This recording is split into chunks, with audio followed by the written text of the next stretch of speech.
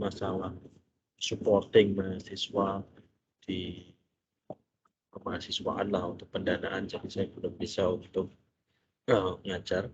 Jadi ada kesempatan untuk sore ini. Bisa didengar suara saya, Mas? Mohon izin.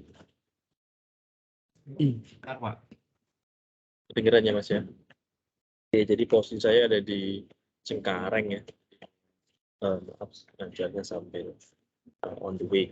Jadi ada beberapa materi waktu kemarin UTS itu yang tidak terjawab dengan baik ya. Salah satunya selain yang cara untuk representasi model 3 dimensi ya, untuk berpresentasi di komputer menggunakan beberapa metode itu, yang lain itu terkait dengan pengertian PLM, jadi Product Lifecycle Management. Jadi pada kesempatan sore ini saya akan menyampaikan terkait dengan Product Lifecycle Management.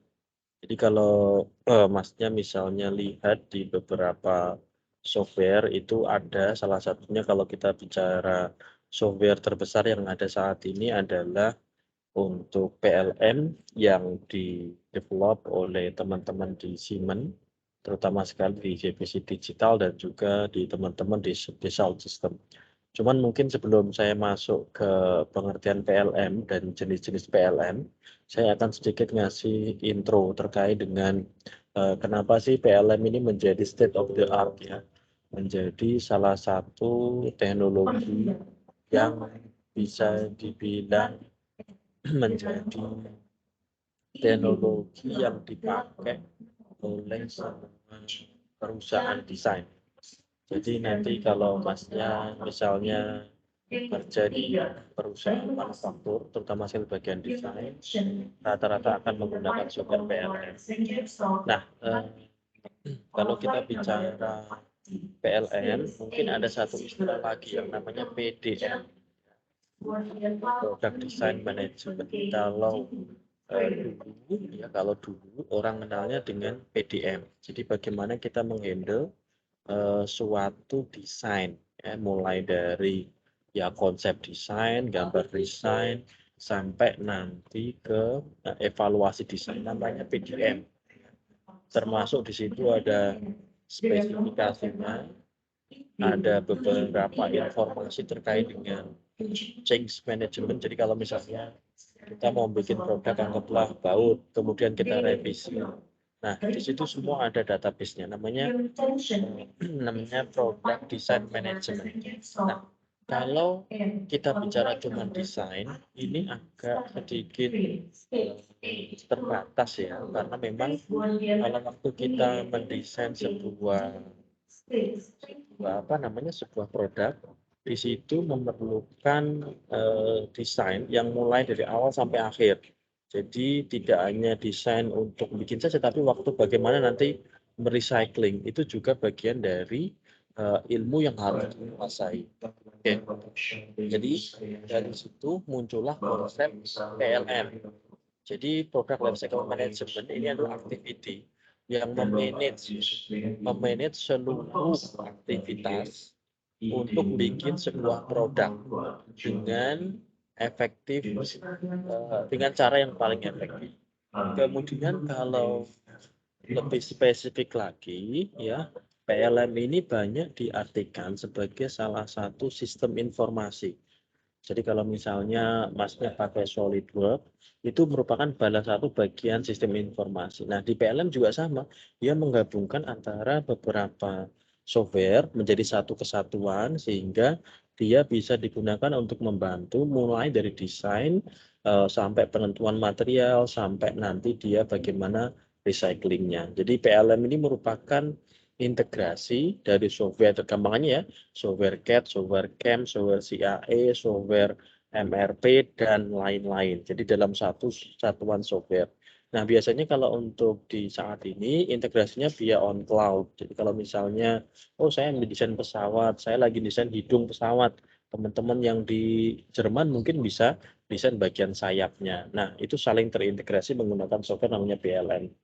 Nah, kemudian saya sedikit cerita dulu ya, kenapa ini menjadi kritikal dan hampir semua perusahaan yang multinational company, atau corporation itu menggunakan software ini. Karena dia tahu persis, jadi kalau kita hanya menggunakan software CAD, yang dia hanya konsep to production, itu, sangat limited. Jadi nggak bisa misalnya kita bicara terkait dengan materialnya nggak bisa, supply chains-nya nggak bisa, terkait dengan bagaimana upgrading produk nggak bisa. Jadi perlu ada, satu software yang bisa menjembatani tadi. Sebagai contoh misalkan kalau kita bicara after sales ya, contoh misalnya kita mau bikin mobil Toyota Innova, tiba-tiba ada kebutuhan untuk bikin Toyota Innova Zenith misalkan. Nah, itu kalau tidak ada sebuah manajemen sistem yang menghandle suatu desain berbasis CAD dari waktu ke waktu, itu akan sangat sulit. Nah, jadi ada gampangnya itu begini, kalau untuk CAD itu gambar, tapi untuk memanage CAD-nya, memanage database-nya itu perlu sebuah platform. Nah, platform ini namanya Product Lifecycle Management atau PLM. Sebenarnya kalau sebelum ada PLM itu dulu kebanyakan orang pakainya PRM ya, realization process. Jadi mulai dari desain sketch sampai dia diproduksi namanya PRM. Dulu ada konsep seperti ini, cuman memang karena keterbatasan dari tool dalam hal ini software komputer, ya makanya ini tidak banyak digunakan. Kemudian contoh, kalau kita misalnya bikin sebuah mobil, selain gambar mobil, kita harus mendetailkan gambar komponen-komponennya. Komponen-komponen tadi juga pasti ada interface antara satu dengan yang lain. Ini gesekan apa enggak, ini terlalu dekat apa enggak, ini nanti interferensi panas apa enggak. Nah, di situ biasanya diperlukan sebuah apa namanya sistem yang menjembatani antara gambar dengan keperluan materialnya. Jadi ada namanya BOM, Bill of Material. Jadi untuk mengkoordinasi supply chain dari komponen tadi. Jadi kalau misalnya saya perlu mendesain sebuah mobil, maka logikanya kalau saya sebagai desain engineer juga harus tahu ini spare part-nya, kemudian komponennya dari mana saja. Vendor management, jadi namanya kita tahu supply-nya dari mana itu juga harus ada. Makanya penting untuk kita memasukkan ini juga supply chain coordination dalam sebuah software namanya computer aided lah ya. Jadi ini juga salah satu dasar supply chain coordination. Kemudian after sales tadi saya sebutkan beberapa misalnya untuk upgrading, maintenance, untuk improving, evaluasi database-nya untuk hasil simulasi FEM atau CAE itu juga penting untuk kita handle. Makanya ini untuk software saat ini dijadikan satu menjadi software terintegrasi namanya PLM, Product Lifecycle Management. Kemudian ini beberapa kalau kita menggunakan tool yang manual ya, manual dalam hal ini misalkan kita hanya menggunakan software SolidWorks misalkan untuk gambar. Nah, di situ akan sangat sulit untuk menginline-kan antara integrasi gambar dengan integrasi kebutuhan material dan juga integrasi dari sistem manajemen. Makanya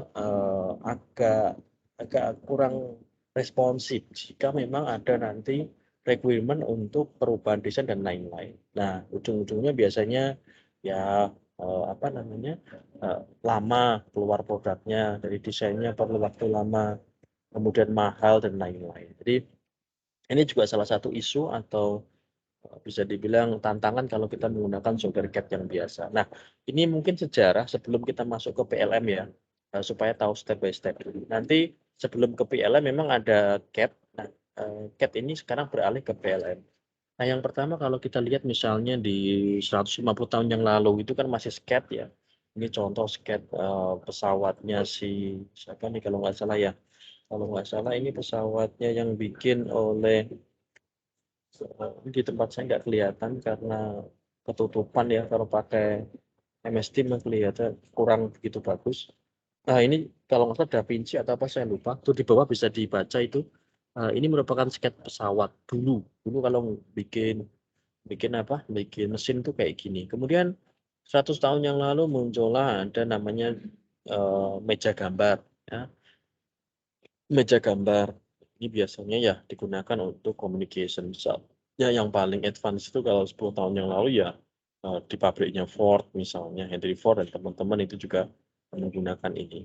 Kemudian 30 tahun yang lalu misalkan di tahun 70-an itu muncul 2 dimensi, ya CAD 2 dimensi. Jadi kalau Masnya gambar 2 dimensi sebenarnya ini sudah lama juga. Jadi CAD yang dia basic-nya 2 dimensi, karena ini nggak bisa apa ya, nggak bisa ada reality-nya, nggak kelihatan ya surface-nya, solid-nya, kadang-kala juga ada misinterpretation, ini itu, perpotongan apa enggak, maka muncullah konsep, yang 3 dimensi.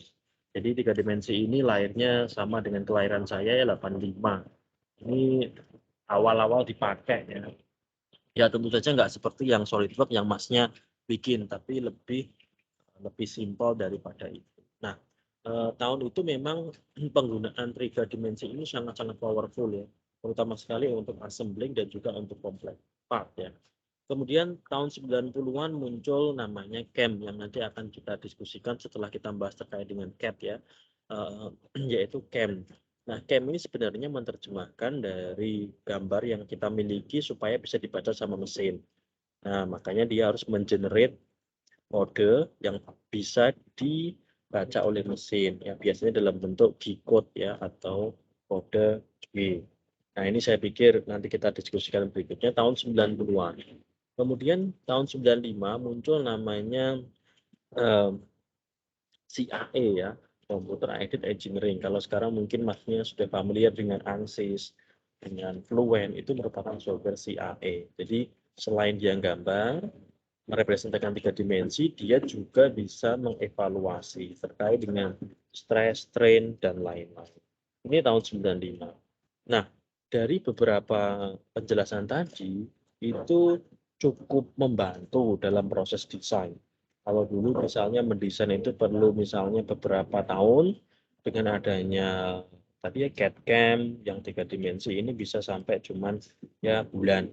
Tetapi hitungan bulan kalau dalam desain itu memang ya cukup lama gitu. Jadi contohnya kalau kita misalnya mau bikin mobil itu kan ada 10.000 part. Nah, kalau kita desain semuanya 10.000 part kan otomatis itu juga memakan waktu. Kalau untuk bikin misalnya kapal itu sekitar ada 1 juta komponen. Nah, untuk desain 1 juta komponen juga perlu waktu. Nah, ini memunculkan ide bagaimana kita melakukan desain secara bersama-sama.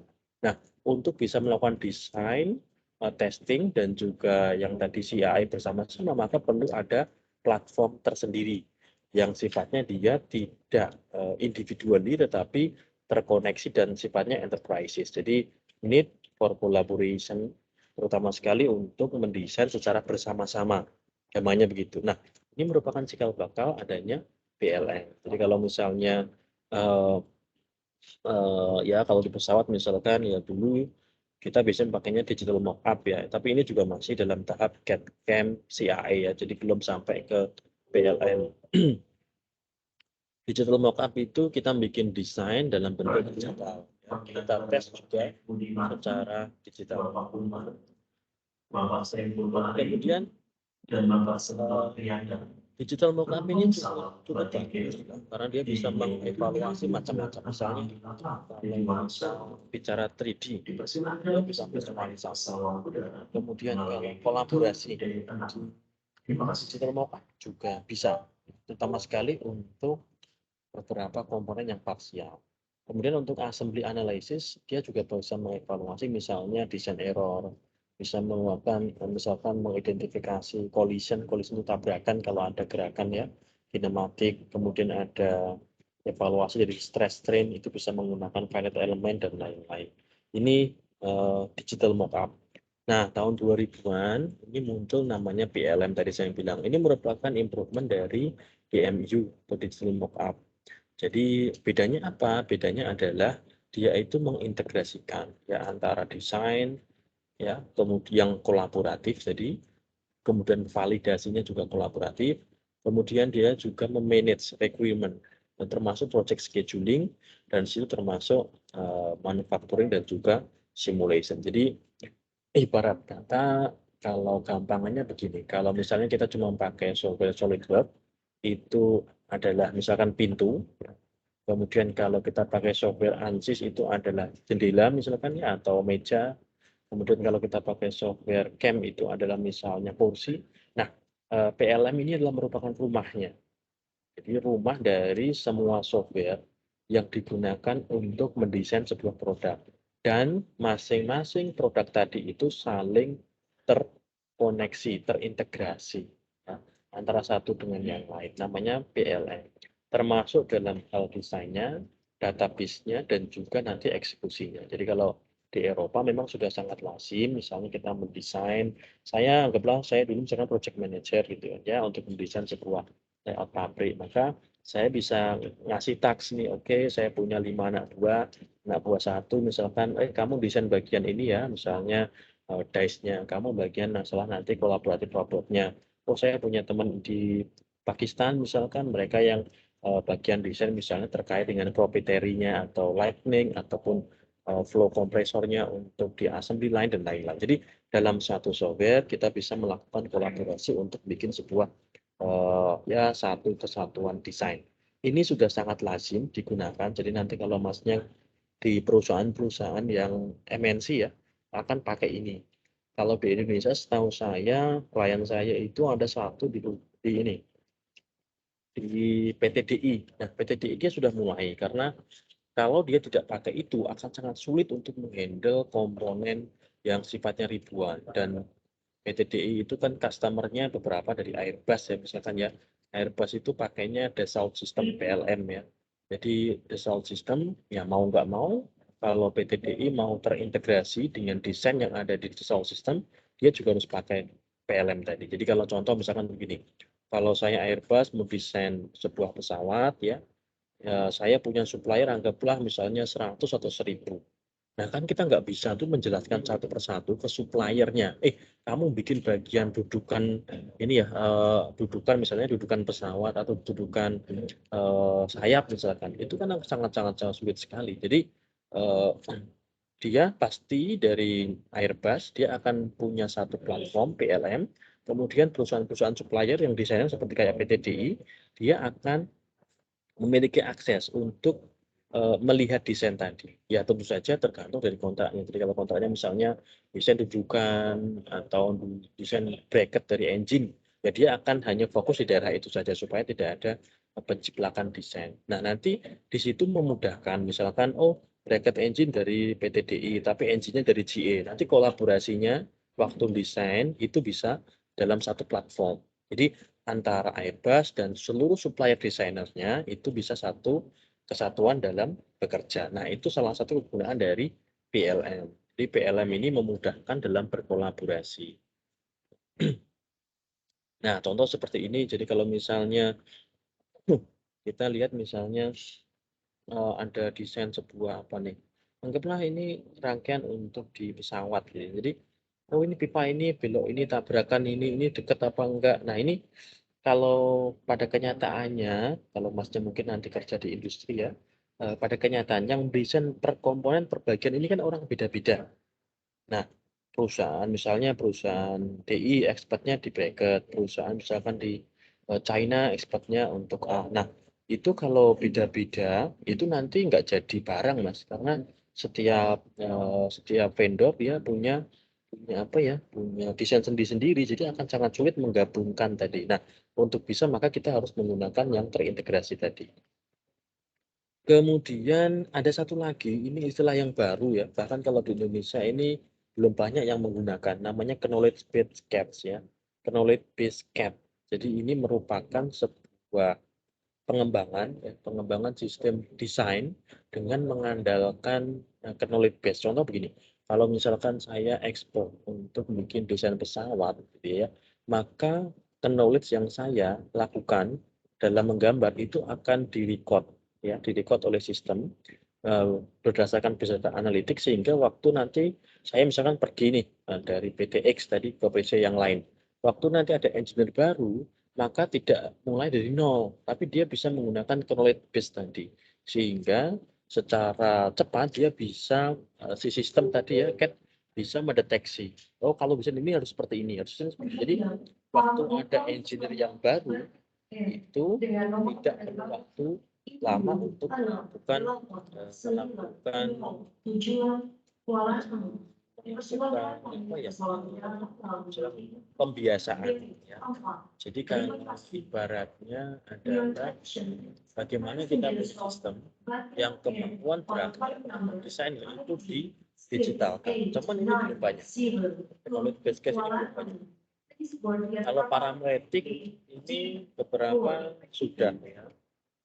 Parametrik ini beberapa sudah. Jadi ini juga sama menggunakan database system sehingga kita bisa memprediksi. Oh, kalau seperti ini maka harus melakukan ini. Jadi berdasarkan kebiasaan yang direcord dari sistem CAD, maka si CAD ini akan bisa menentukan kebiasaan desain. Contoh begini, paling simpel gampangnya begini ya. Kalau masnya misalkan sekarang itu pakai handphone smartphone, biasanya kalau kosnya anggaplah di Baskoro gitu, kemudian ke Undip. Oh, setiap jam 3 kalau hari Kamis itu saya harus ke kampus. Nah, di situ si GPS ya atau si mobile HP-nya masnya itu secara tidak langsung dia akan bisa disetting untuk ngasih tahu, jam sekian harus ke kampus, lewatnya rute ini. Nah, ini juga menjadi salah satu ide di CAD ya. Jadi kalau saya misalnya spesialisasinya desain sebuah pesawat, jadi otomatis saya kalau mau improve ya, improve desain pesawat, saya tidak mulai dari nol karena memang seluruh seluruh kebiasaan desain itu juga terlibat dalam database. Nah, ini contoh kalau parametrik ini adalah begini, yaitu apa namanya ya, menganalisis kebiasaan dan kepantasan, paling gampang begitu, kepantasan. Jadi kalau misalnya contoh ini ada gambar di samping kiri atau kanan. Oh, ini itu nggak cocok dengan porsi seperti ini. Jadi otomatis dia mengadjust sendiri.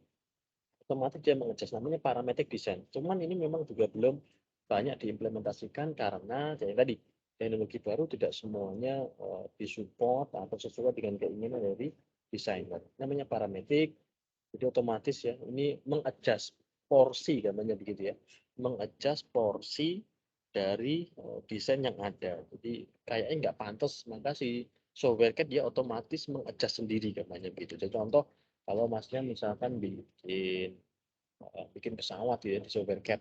Oh, ini kayaknya kepanjangan apa namanya ekornya, otomatis dia menyesuaikan. Kalau misalnya lebarnya sekian, tingginya sekian ya.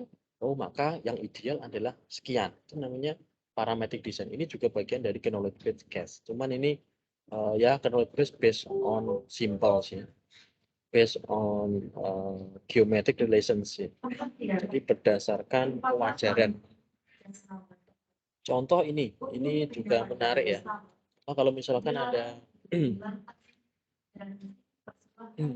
contoh ada kita bikin komponen seperti ini, maka kalau kita mengimplementasikan parameter desain, otomatis dia akan menyarankan, oh ini nggak cocok, misalnya ini harus ada chamfer karena ini digunakan untuk nanti untuk komponen yang lain. Oh, kalau ini ditaki ya, ini dia nggak akan kuat ya, makanya dia dibikin yang seperti ini. Jadi yang sebelumnya seperti ini dia bisa kita apa namanya ubah ya dengan menggunakan ini. Jadi tanpa merubah kegunaan, tapi dia mengubah geometrinya. Namanya parametric design. Ini agak relatif lebih apa namanya lebih advance dibandingkan dengan software CAD yang ada saat ini. Kemudian contoh lagi yang lain ini. Ini contoh kalau misalkan kita bikin baut misalkan ya, bikin baut. Desainnya seperti ini. Oh, desain seperti ini apa namanya? Kurang ini misalnya ini dalam sini thread length. Jadi kurang begitu apa namanya ya? Kurang begitu kuat. Jadi thread length-nya dia harus diperbesar misalnya, diperpanjang misalkan. Ini juga salah satu contoh parametric design. Nah, contoh parametric design yang lain ini untuk plat ya, untuk kopling. Ada namanya katalog design, ini juga ada. Jadi sudah ada standar katalog. Ini biasanya kalau kita sudah desain suatu produk yang terus-menerus nanti dia akan bisa mendeteksi, oh kalau kita misalkan membuat pesawat ya pipanya pakainya ini. Dan mereka sudah punya semacam kayak katalog data dari sistem CAD-nya. Ini sama katalog ya, fastener, screw. Ini pakai contoh pakai PLM-nya Delmia ya, tapi Delmia yang lama. Contoh ini juga untuk apa ya, katalog juga masih sama, database. Jadi nanti kalau misalnya kita desain itu enggak, bikin baut lagi enggak, tapi dia menggunakan database system. Ini cara untuk bikin desain knowledge ya. Jadi standarisasi knowledge, manufacturability, jadi bisa dimanufaktur apa enggak. Kemudian di desain guideline ini berdasarkan dari spesifikasi dari perusahaan dan baru compliant rule. Jadi ini contoh ya, stepping untuk memiliki tadi saya bilang apa, design of knowledge tadi, knowledge design.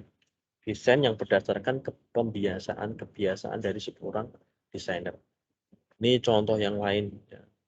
Oh, kalau kayak gini, ini nggak akan kuat nih, harus diubah. Jadi otomatis ada optimasi sendiri. Oh, di bagian ini harus ditebalkan. Karena memang kita nanti kalau pakai seperti ini, dia akan rawan patah misalkan. Ini juga bagian dari knowledge, guys. Kemudian misalkan kita bikin seperti ini. Ya, oh, kalau kita bikin ini kan, kalau nggak salah tutup oli ya. Tutup oli. Oh, nggak bisa. Kita kalau kita seperti ini nanti dia akan sangat sulit untuk ditutup misalkan, sehingga dia harus diganti apa namanya, diganti konstruksinya. Ini juga salah satu.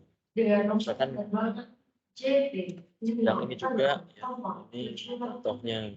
Kalau kita mendesain tegak lurus, nah ini nggak bisa nih nanti kalau dicor atau di molding, makanya diganti yang seperti ini. Ini juga bagian dari knowledge based casting, knowledge based drawing tadi. Kemudian, nah ini biasanya dimasukkan dalam PLM, ya, product life cycle management. Jadi tidak hanya berkaitan dengan gambar, tetapi perspektifnya seperti apa.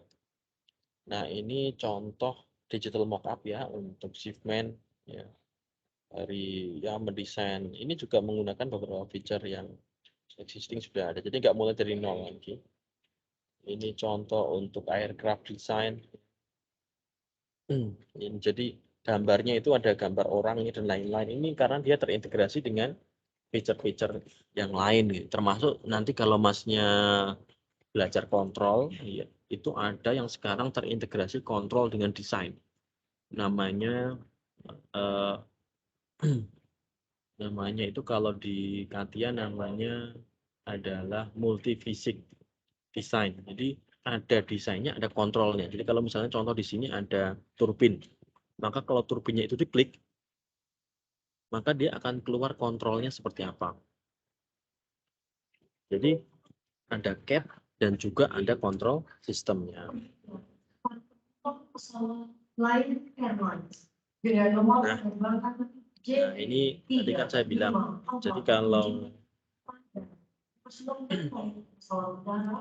kita bicara CAD, ya isinya macam-macam. Ada item management. Item management itu termasuk dice-nya tadi, termasuk CAE-nya, termasuk CAD-nya. Ya. Jadi tidak hanya cuma bicara gambar, tapi juga bicara diintegrasi. Contoh kalau saya misalnya bikin sebuah komponen ini apa nih, kayak misalnya crankshaft. Oh, nanti kalau kita pakai PLM langsung otomatis jadi convert. Kalau seperti ini produknya, maka dice-nya, toolingnya akan seperti apa. Itu bisa jadi satu kesatuan.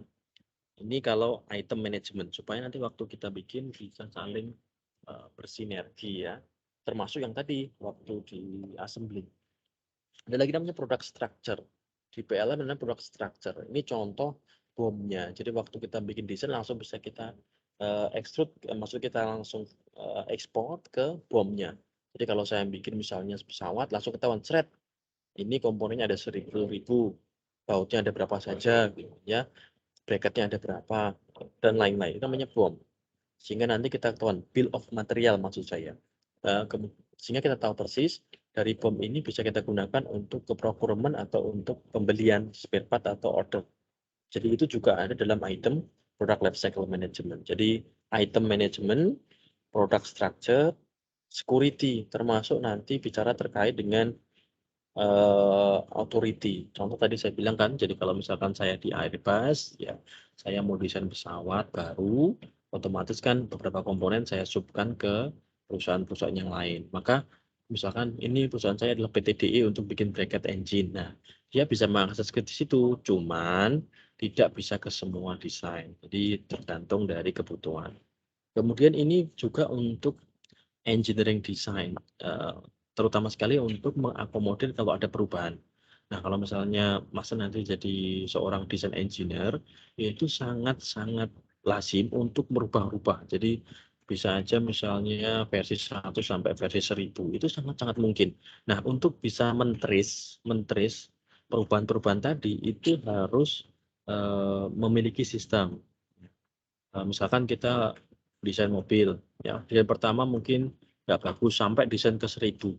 Nah, waktu desain ke 1000 ternyata ya nggak bagus juga. Nanti kita bisa lihat, oh ternyata desain ke 150 ini bagus nih. Nah, ini maka nanti kita gunakan itu. Jadi ada namanya sistem storage untuk perubahan desain.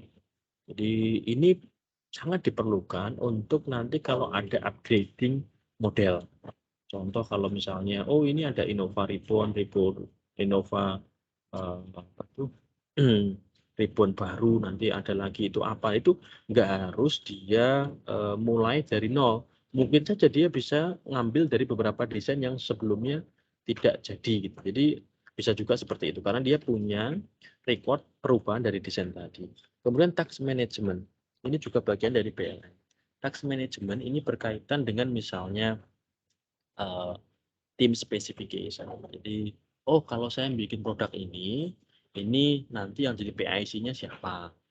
Kemudian nanti saya yang buat siapa? Ini vendor yang bisa bikin siapa? Itu juga bisa dimasukkan dalam satu software CAD. Jadi tidak hanya gambar tapi langsung deteksi. Contoh kalau saya gambar, tadi ya mobil Innova misalkan, nanti ketahuan, oh kalau desain misalnya shockbreaker seperti ini yang bisa bikin itu siapa sih? Gitu.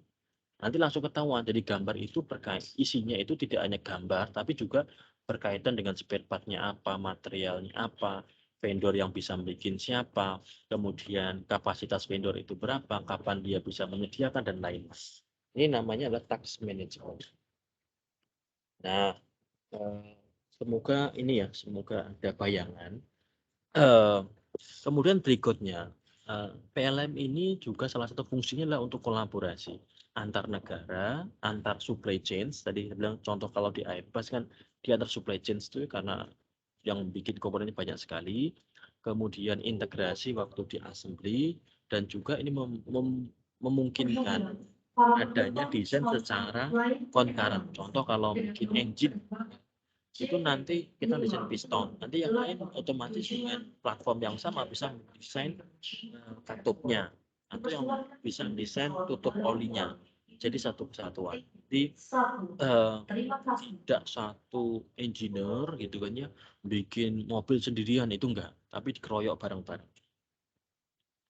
Kemudian ini contoh kolaborasi, potensialnya banyak sekali.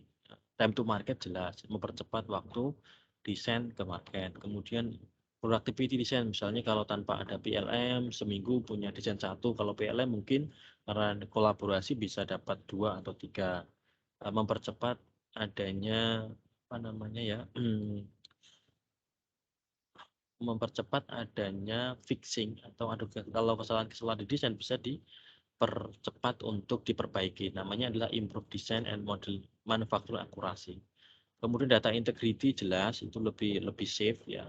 Jadi kalau misalnya saya minta, misalkan saya Airbus nih, minta desain ke mana tuh ke PTDI, nggak langsung dikasih semuanya gitu, tapi cukup dikasih akses untuk bagian yang dia kerjakan. Projection planning jauh lebih mudah karena diintegrasi dengan vendor, integrasi dengan harga, diintegrasi dengan material, project scheduling, dan lain-lain. Jadi jauh lebih cepat gampangnya begitu. Nah, maka namanya adalah product life cycle. Jadi bukan product design. Jadi bukan CAD saja, tapi dia mengintegrasikan antara CAD, life cycle, management, dan lain-lain. Ini contoh ya, adoption. Kalau setahu saya sih di perusahaan mobil hampir kalau di Eropa menggunakan PLM. Kemudian kalau di Airbus, Boeing dia juga menggunakan PLM. Kalau di Indonesia setahu saya ya PT DI dia menggunakan PLM. This is the final call for passengers of Batik Air on flight number Kemudian platformnya apa? Platformnya banyak. Contoh yang paling banyak itu adalah the Sound System, namanya Smart Team. Kalau di Siemens namanya Siemens PLM. Ya. Ada dua itu yang besar sekarang, itu Dassault sama Siemens. Kalau Unigrafik ini sudah ketinggalan. Oke, kalau ada pertanyaan sampai sini silahkan. Dan Bapak Ridwan Sri.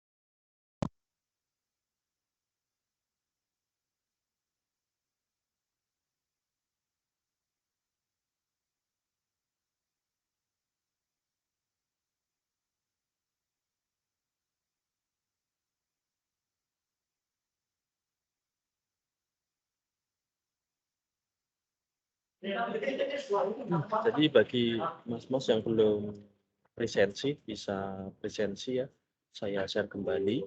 Jadi di sini saya menyampaikan bahwa PLM ini merupakan salah satu software terintegrasi, yang mana ini memudahkan seorang engineer untuk merealisasikan dari sketch, design sampai ke production. Ada pertanyaan sampai sini?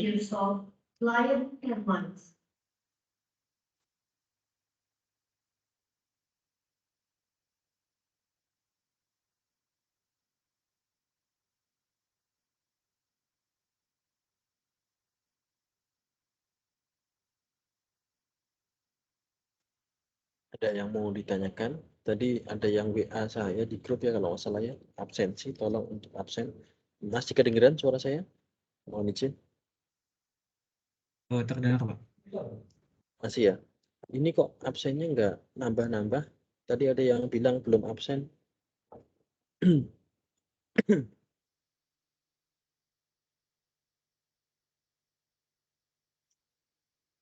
Oke, 56 ya.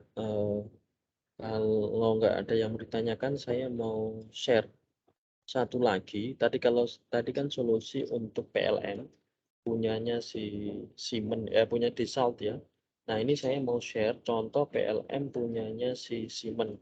Mirip-mirip sebenarnya antara software PLM yang dimiliki oleh Dassault dengan yang punyanya Siemens, cuman sebagai gambaran saja. Jadi ya kalau kita bicara terkait dengan contoh nih, dia bilang bahwa oh kalau desain produk yang sulit misalnya bikin desain untuk landing gear yang ke Mars ya, sekarang Curiosity sudah landing gitu kan ya.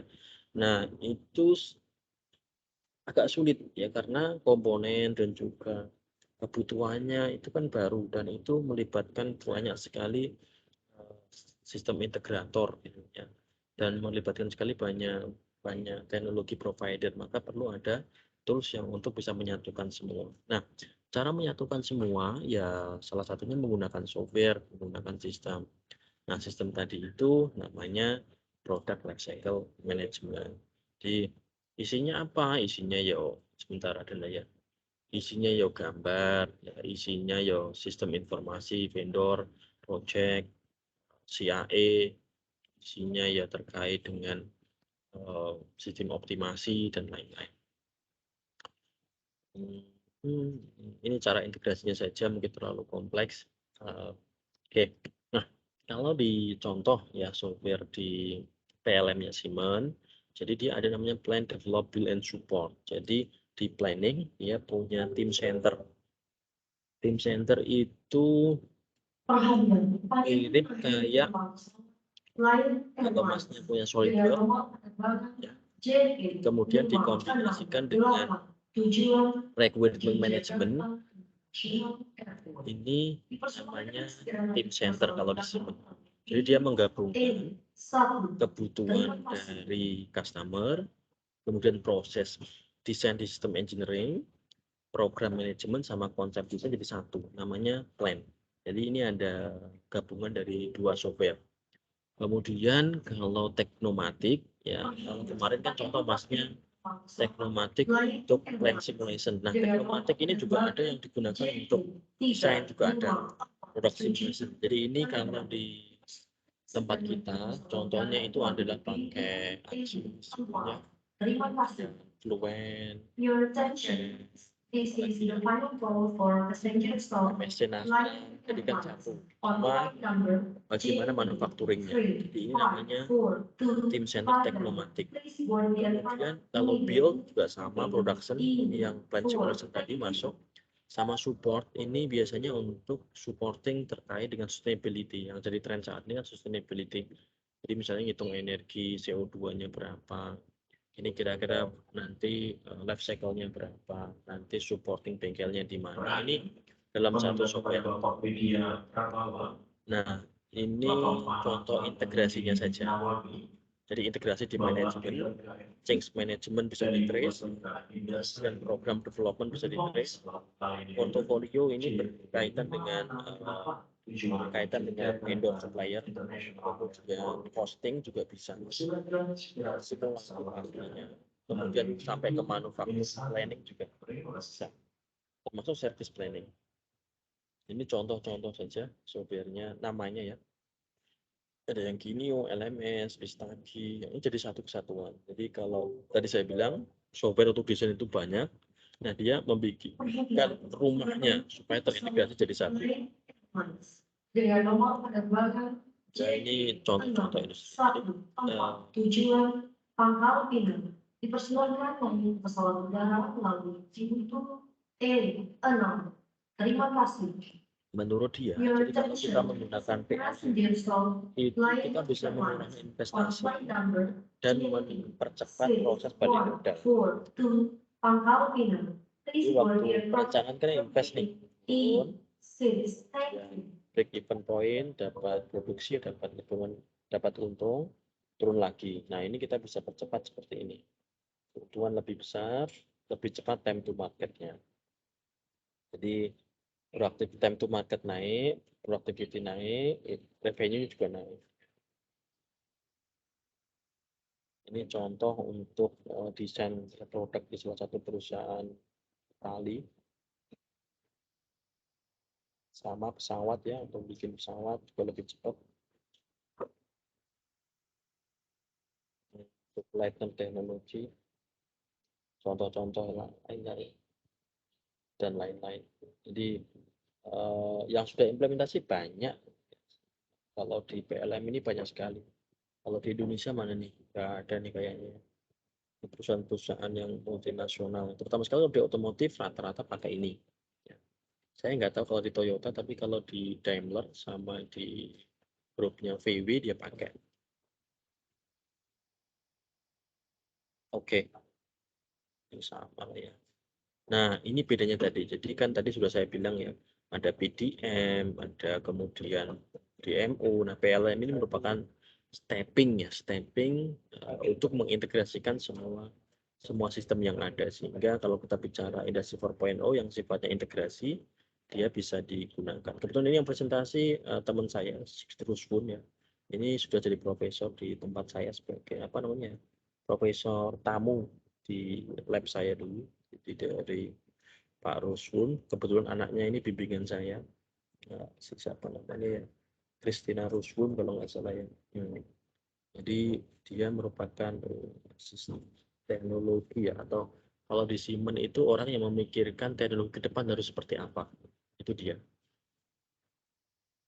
Ini contoh-contoh implementasinya. Oke. Jadi bisa juga dilihat di ini PLM Siemens kalau mau. Kelihatan kan sini ya, PLM Siemens. Ini ada beberapa contoh-contohnya.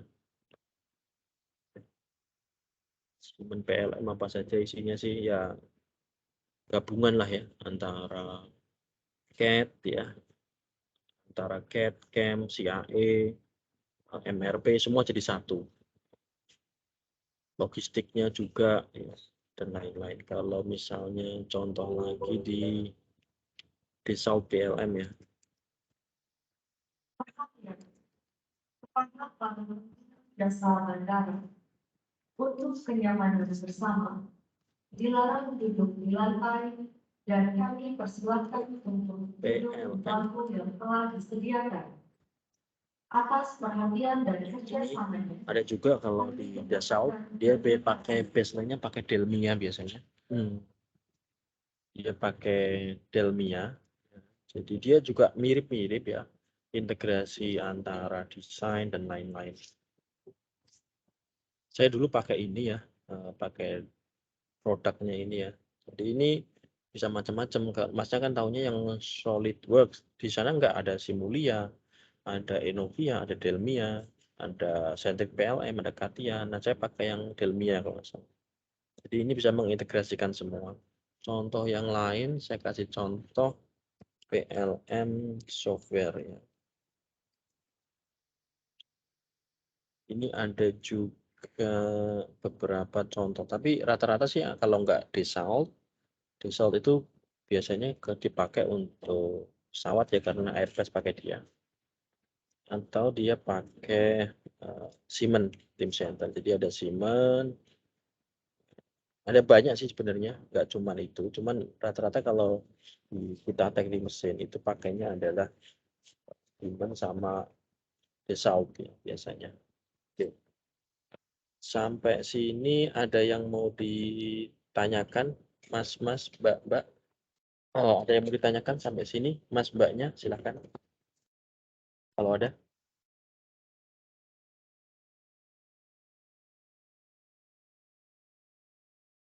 Saya boleh tanyakan terkait UTS kemarin juga boleh.